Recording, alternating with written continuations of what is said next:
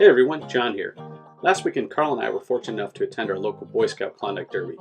This is an event where patrols of boys pull sleds of gear around the lake to different sites and practice their scouting skills to earn points in a general competition.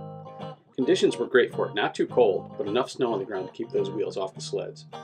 At the end of the event, we always like to try a little something to keep the patrols that finish early from having too much idle time, if you know what I mean.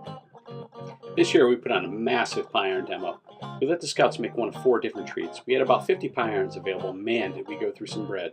21 loaves in total. I'm sure over 200 sandwiches were made. Here's a quick look at one of our new concoctions. Alright, we're going to make a banana split pie iron.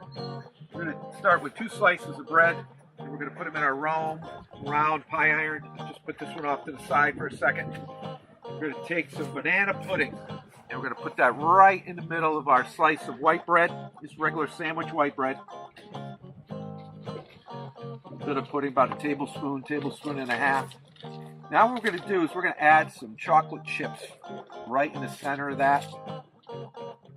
There's a pineapple or a banana split. If you were having an ice cream, would have chocolate sauce in it.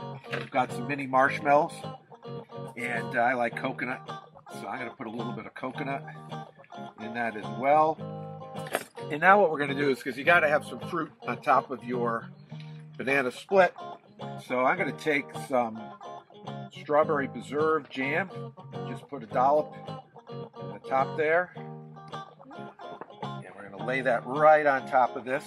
Now we're going to put our Rome pie iron together, squeeze it down.